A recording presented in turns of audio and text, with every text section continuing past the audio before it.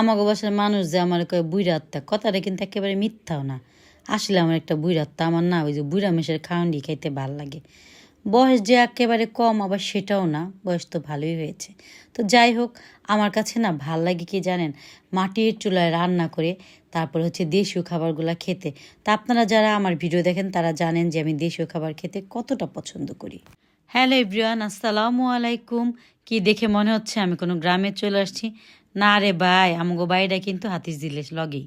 তো কেউ বিশ্বাস না করলে এই যে টিনটা দেখতেছেন না, টিনের পিসেই। আর ওই যে উপর থেকে কড়ই গাছ থেকে লাড়কি পরে আমার মা এগুলি আমার লেগা জমায় রাখে। আর দেখেন আমার আম্মা আমার জন্য কি সুন্দর করে একটা মাটির চুলা বানায় রাখছে তার ছাদে, আর আমাকে একটু ঝাড়ু দিয়েও দিচ্ছিল। তো আল্লাহর নাম নিয়ে করলাম কি চুলাটা ধরাই দিলাম। আর আমার কাছে তো আপনারা জানেন যে মাটির চুলায় রান্না করতে কত ভাল লাগে। তো একটা কালা কড়াই ভয়েছি, কেউ আবার কয়ে না ইস কড়াইটা কত নোংরা। মাটির চুলায় এর চেয়ে পরিষ্কার কড়াই আর ভয়তে পারুম না, কারণ কালো উঠবো বুঝেন না, ডলতে ডুলতে অনেক কষ্ট। তো যাই হোক, প্রথমে তেল পেঁয়াজ তারপরে আদা রসুন বাটা সব মশলা দিয়ে ভালো মতো কষিয়ে ওই যে গ্রাম থেকে আনা শিং মাছগুলো আছেন একদম পুকুরের টাটকা টাটকা ধরেছিল, সেই মাছগুলোকে ভালো মতো কষিয়ে নিলাম। আর এই যে বিশ্বাস না করলে দেখেন আমাদের বাড়ি কিন্তু ঢাকাতেই হাতিঝিলের সাথে। তো যাই হোক, আমি একটু ফান করলাম। তো এখানে মাটির চুলায় রান্না করছি। আমার কাছে না মাটির চুলায় রান্না করতে অনেক ভাল লাগে, মানে এটা আমি বলে বোঝাতে পারবো না। তার সেটা যদি হয় দেশি রান্না, শিং মাছ দিয়ে লাউ ডগা আমার গাছের ঝোল করে রান্না করব। আর কষানো টষানো সব শেষে এখন দিয়ে দেবো শাক। তো শাক আপনারা কে কে চিনেন? আমাদের বিক্রমপুর এটাকে বলে শাক। মা আগের থেকেই বেটে রেখেছিল, আমি তরকারিতে দিয়ে দিলাম। অবশ্যই কমেন্টস করে জানাবেন আপনারা কে কে মানে ঝোল ঝোল তরকারিতে শাক খান।